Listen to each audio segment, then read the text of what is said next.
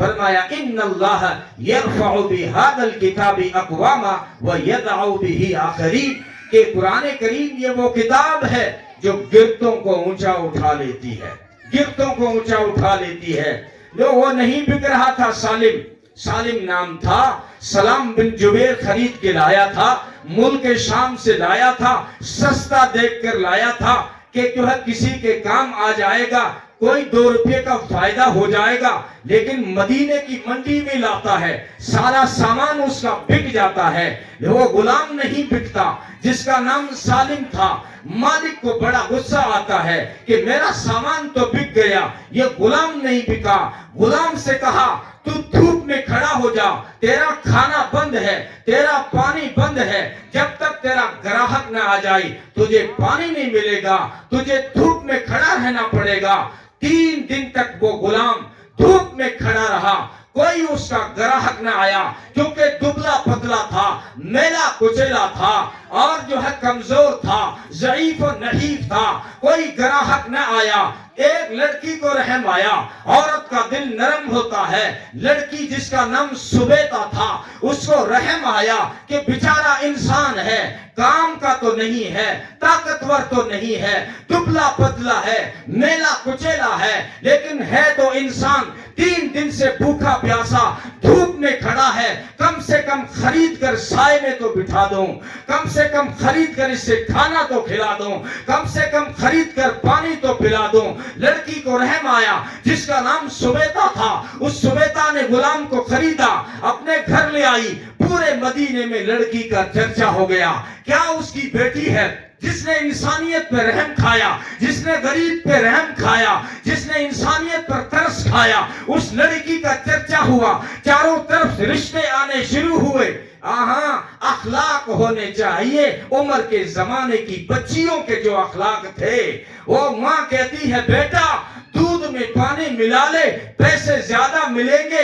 بیٹی کہتی ہے ماں دودھ میں پانی نہیں ملانا چاہیے، امیر المومنین عمر بن خطاب نے منع کیا ہے کہ دودھ میں پانی نہیں ملانا چاہیے۔ ماں کہتی ہے بیٹا دودھ میں ملا لے۔ عمر کون سا یہاں دیکھ رہے ہیں، وہ اپنے گھر میں ہوں گے، وہ تخت پر ہوں گے، یا دودھ میں پانی ملا لے تاکہ پیسے زیادہ ملیں گے۔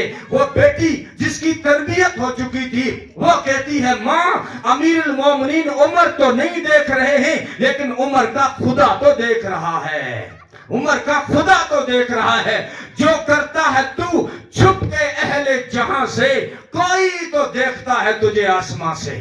جو کرتا ہے تو چھپ کے اہل جہاں سے، کوئی تو دیکھتا ہے تجھے آسمان سے۔ اب جو اس لڑکی کا چرچا ہوا، رشتے آنے شروع ہوئے۔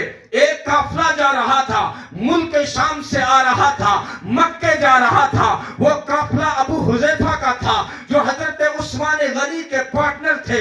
اس نے بھی اس لڑکی کا چرچا سنا تو انہوں نے اپنا رشتہ بھیجا۔ ابو حذیفہ خوبصورت تھے، مالدار تھے، رشتہ منظور ہوا، نکاح ہوا۔ اب سبیتا کو، اپنی بیوی کو حضرت ابو حذیفہ مکے لے کر جاتے ہیں، جہاں ان کے پارٹنر حضرت عثمان غنی رہتے ہیں۔ لیکن حضرت عثمان غنی نے ملک شام سے آنے والے قافلے کا استقبال نہیں کیا۔ تو لوگ بڑا تعجب ہوا کہ میرا بزنس پارٹنر ہے، میرا استقبال نہیں کیا، میرا استقبال نہیں کیا۔ بڑا تعجب ہوا، عثمان کے گھر پہنچے، حضرت ابو حذیفہ کا عثمان میرا استقبال کیوں نہیں کیا؟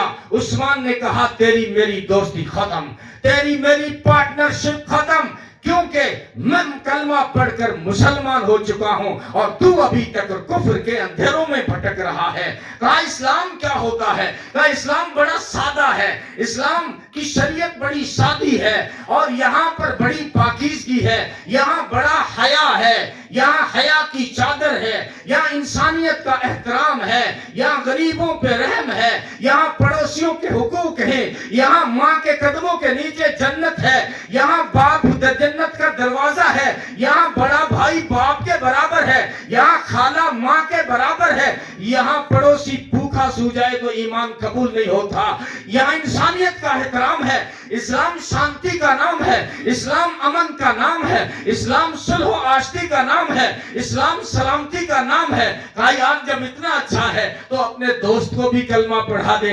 حضرت ابو حذیفہ نے کلمہ پڑھا، اسلام میں داخل ہوئے۔ بیوی بڑی جو ہے سمجھدار تھی، میرا شوہر اسلام میں گیا، میں بھی اسلام قبول کرتی ہوں۔ تو اس غلام نے جس کا اوپر سبیدہ نے احسان کیا تھا، اس نے جب دیکھا کہ میری مالکن اسلام قبول کر چکی ہے تو اس نے کہا کہ میں بھی اسلام قبول کرتا ہوں۔ اب اس غلام نے جو نہیں بک رہا تھا اس نے اسلام قبول کیا۔ اسلام قبول کرنے کے بعد اس نے قرآن پڑھنا شروع کیا اور قرآن کا ایسا قاری بنا کہ ہجرت کا سفر ہو رہا تھا، نماز کا وقت ہو گیا، صحابہ میں چرچا ہوا نماز کون پڑھائے گا؟ کہا کہ سالم پڑھائے گا۔ کہ سالم کون سا؟ کہ ابو حذیفہ، سالم مولا ابا حذیفہ۔ سبیتا نے تو آزاد کر دیا تھا لیکن کہا میں تمہارا گھر چھوڑنا نہیں چاہتا، تم میرے محسن ہو۔ ابو حذیفہ نے کہا میرے گھر رہو۔ لوگوں سے کہا ان کو میرا غلام مت کہنا، ان کو میرا آقا اور مولا کہنا۔ یہ سالم مولا ابا حذیفہ ہجرت کے سفر میں جب نماز کا وقت ہوا، جانتے ہو اس قافلے میں عمر بن خطاب بھی تھا، اس میں حضرت ابو حذیفہ بھی تھے۔ کہا مصلی پہ کون جائے گا؟ عمر نے کہا میں نہیں جاؤں گا، مجھ سے بڑا قاری سالم موجود ہے۔ ابو حذیفہ نے کہا میں مصلی پہ نہیں جاؤں گا، مجھ سے بڑا قاری سالم مصلی پہ موجود ہے۔ یہ وہی سالم ہے جو 3 دن دھوپ میں کھڑا رہا، جن کو گراہک نہیں ملا کرتا تھا۔ آج قرآن نے اتنا بلند کر دیا ہے کہ آج ان کے سامنے حضرت عمر بن خطاب مقتدی نظر آئے اور سالم مقتدا پیشوا اور امام نظر آیا۔ یہ کس نے اٹھایا؟ قرآن نے اٹھایا۔